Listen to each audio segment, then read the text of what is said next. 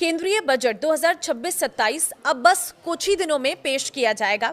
वित्त मंत्री निर्मला सीतारमण 1 फरवरी 2026 को रविवार के दिन लोकसभा में इसे पेश करेंगी और इस बार का बजट बहुत सारी उम्मीदें लेकर आने वाला है।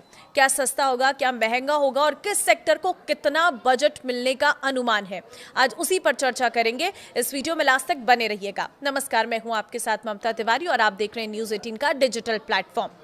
देखिए, वित्त मंत्री निर्मला सीतारमण का ये नवा बजट है लगातार, जो स्वतंत्र भारत के इतिहास में एक बड़ा रिकॉर्ड है। इससे पहले मोरारजी देसाई ने सबसे अधिक 100 बार बजट पेश किया था, जिनमें से 8 पूर्ण बजट जबकि 2 अंतरिम बजट थे।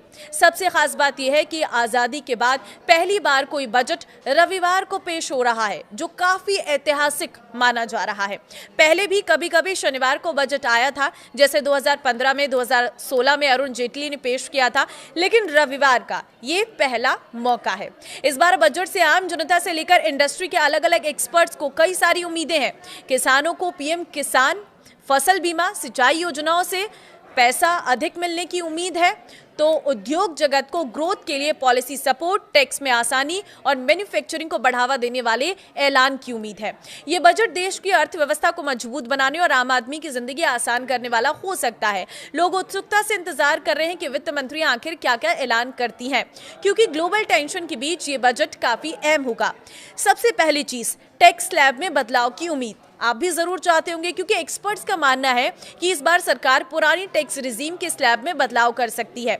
अभी तक ओल्ड रिजीम में टैक्स जो स्ट्रक्चर है जस का तस बना हुआ है, जबकि नई रिजीम को लगातार अट्रैक्टिव बनाया गया है। कंजप्शन बढ़ाने के मकसद से सरकार मिडिल इनकम ग्रुप को राहत देने पर फोकस कर सकती है।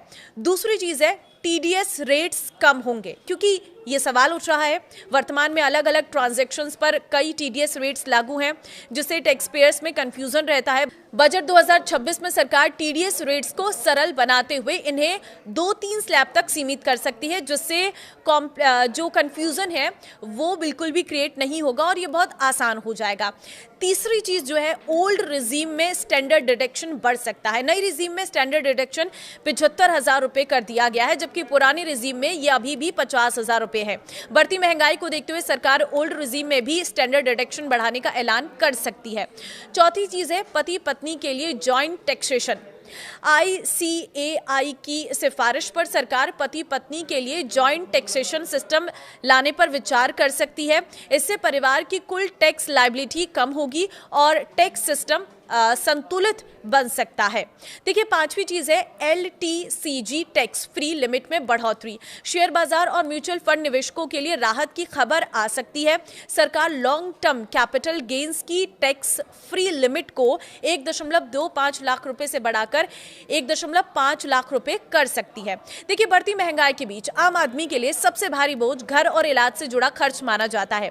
ऐसे में टैक्स पेयर्स उम्मीद कर रही है कि टैक्स स्लैब में बदलाव के साथ साथ सरकार रोजमर्रा के जरूरी खर्चों पर छूट देकर उन्हें राहत दे। मौजूदा समय में होम लोन के जो ब्याज है उस पर 2 लाख रुपए तक की जो छूट मिलती है, ये प्रॉपर्टी की बढ़ती कीमतों के मुकाबले काफी कम मानी जा रही है।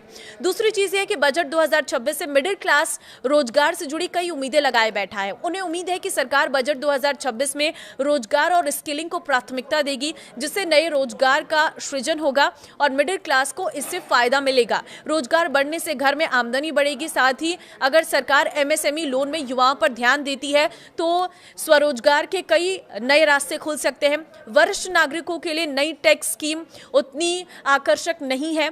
बुजुर्गों को स्वास्थ्य और इंश्योरेंस खर्चों पर राहत की जरूरत होती है। ऐसे में उन्हें मेडिकल खर्चों में सरकार की ओर से बड़ी राहत मिल सकती है। अगर ऐसा होता है तो बुजुर्गों को काफी फायदा होगा। उद्योग जगत का मानना है कि इस बार बजट में आर्टिफिशियल इंटेलिजेंस AI इंफ्रास्ट्रक्चर को प्राथमिकता मिलनी चाहिए।